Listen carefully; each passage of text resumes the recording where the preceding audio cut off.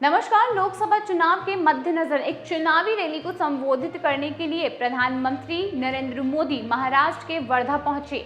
यहां पर उन्होंने जनता को संबोधित करते हुए कहा कि 2024 का ये चुनाव विकसित और आत्मनिर्भर भारत के सपने को पूरा करने का चुनाव है। ये सपना आजादी से भी पहले बापू ने देखा था, इसीलिए आज जब देश इस दिशा में निर्णायक कदम उठाने जा रहा है तो इसमें वर्धा का विशेष आशीर्वाद चाहिए।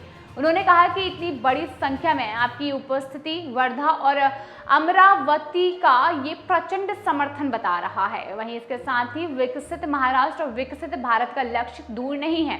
नरेंद्र मोदी ने कहा कि 2014 से पहले ये धारणा बन गई थी कि देश में कुछ अच्छा हो ही नहीं सकता, लेकिन किसी ने भी यह नहीं पूछा, यानी कि जिनने भी किसी से ये नहीं पूछा और उसको गरीब के इस बेटे ने पूछा है, यानी कि 10 वर्षों में हमने 25 करोड़ लोगों को गरीबी से बाहर निकाला है।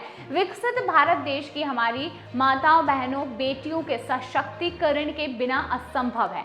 यानी कि 10 वर्षों में हमने स्वयं सहायता समूह का एक आंदोलन खड़ा करके महिलाओं की आर्थिक भागीदारी के रास्ते खोल दिए हैं। अकेले वर्धा में ही 1.5 लाख से ज्यादा परिवारों की महिलाएं स्वयं सहायता समूह में शामिल हैं।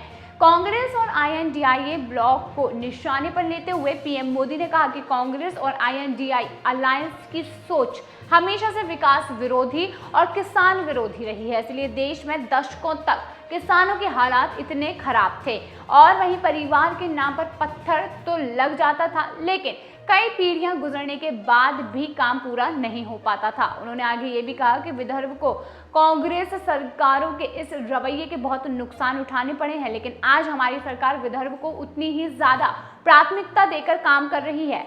पीएम कहते हैं कि वर्धा और अमरावती में सिंचाई की समस्या किसानों के लिए काफी ज्यादा, यानी कि कितने बड़े संकट का कारण रही है ये सबको पता है, लेकिन पिछली सरकारों ने इस और कभी ईमानदारी से काम नहीं किया। 2014 में देश में ऐसी 99 बड़ी सिंचाई परियोजनाएं थी जो कि दशकों से अटकी हुई थी और इसमें सबसे ज्यादा संख्या महाराष्ट्र की सिंचाई परियोजना की थी। ये एनडीए सरकार है जो कि इन्हें तेजी से पूरा कर रही है। इसके साथ ही प्रधानमंत्री नरेंद्र मोदी ने मध्य प्रदेश के दमोह में भी शुक्रवार को एक बड़ी रैली की। पीएम ने यहां पर रैली पहले चरण के चुनाव के बीच की और जहां पर उन्होंने मतदाताओं से वोट भी डालने की अपील की है।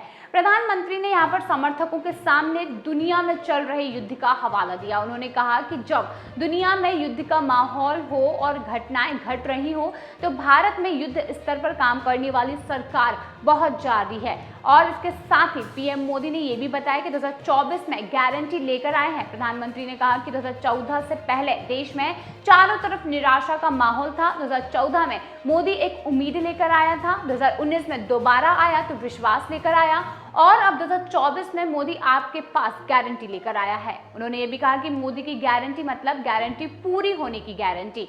प्रधानमंत्री कहते हैं कि कोरोना का इतना बड़ा संकट आया और पूरी दुनिया में हाहाकार था, लेकिन मजबूत भाजपा सरकार पूरी दुनिया से हर भारतीय को सुरक्षित वापस ले आई।